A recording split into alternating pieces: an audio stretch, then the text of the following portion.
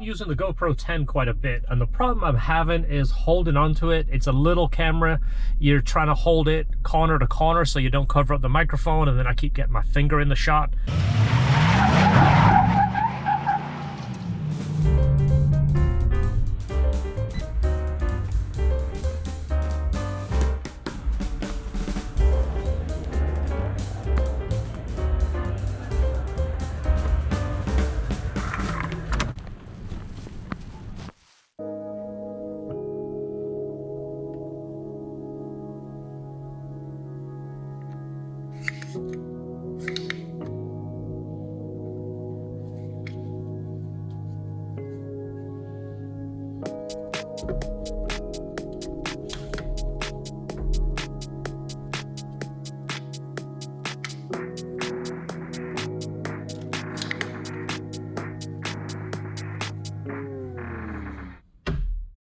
The new LHT shirts are selling really well, by the way. The black on black, I really like this. It sounds kind of crazy when I was even describing it to people. I want to put black ink on black shirts. People went, you're not going to see it. Well, depending on the light is dependent on how it shows up. Now, the t-shirts we're using are jerseys, but the tags are like a paper. They come out so easy without damaging the shirt. It doesn't rip the stitching. That way you're not going to have these tags kind of tickling the back of your neck. See, the stitching is still perfect. So David, I'm going to put the little tags in your envelope so you know that it is a medium. I feel like you today because I've got like the long sleeve. I know, that's my look. My look is catching on. All you need is the black shorts and the black shoes, as can be shown back in 2008. Yeah.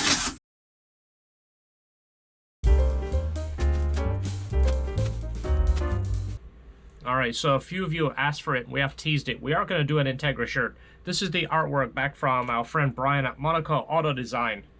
We're going to do the outline, the silhouette, but not the LHT on the front, kind of like what we've done with the S2000 shirts. My question to you is, should we do red shirts with black or black with red? So this is going to be on the front. I'm thinking doing the LHT on the arm, just like we did on the black S2000 shirts. Let me know, black shirts, red ink, or red shirts, black ink. So medium and large sold out super fast. In 3 days, we sold out. Good news is I have more coming. I have more medium and large on the way. They should be in the store in about 1 week. Right now, there's plenty of extra large, so go ahead and start shopping.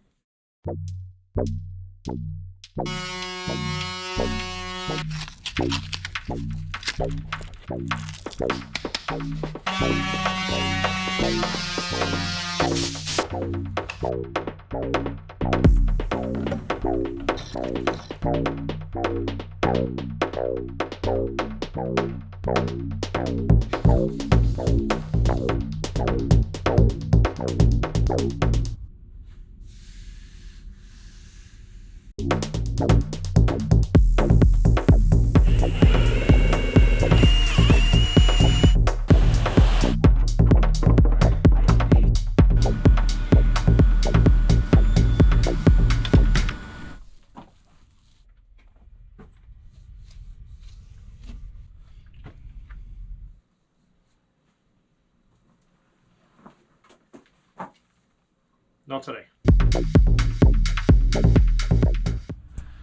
Seen a few times. This is broken off this side. So this is a teen flex shock. I'm gonna go ahead and remove this, see if we can take care of that. So the stud here is pressed in. Well, we've got to come up with a solution that will hold that in. So first off, measure the shock, make sure that when we break these loose and get the spring out the way, we can set it up to the same height again. Always best to measure twice and make sure you don't have to do it again. So right here, this is a hardened bolt, even though it's broken off. So what I got here is a 10.9 bolt, the right thread size. So I'm gonna cut the flats to fit in there perfect, so it'll lock in from the other side. I gotta machine the head down, also known as belt sander. Get it to be the same thickness, and then basically put a bit of a shape in there, and that should fit back in there, and those flats will lock it in place. Then when the spring goes back together, that will hold that stud in place. You'll be able to tighten it without a problem. So this is where it comes to measuring.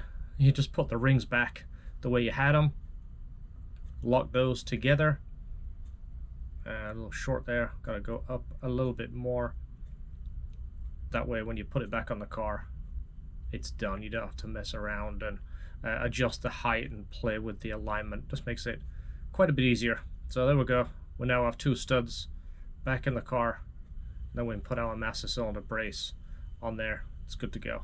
Has the LHC supercharger package on it with the S-tube, the throttle body, the header, and the grip tech pulleys. This was what we kind of used to test our parts. Well, this is kind of just sat here. Not a whole lot has been going on with it. I did have a guy that still wants it. He wants the full supercharger package with the intercooler, the whole deal.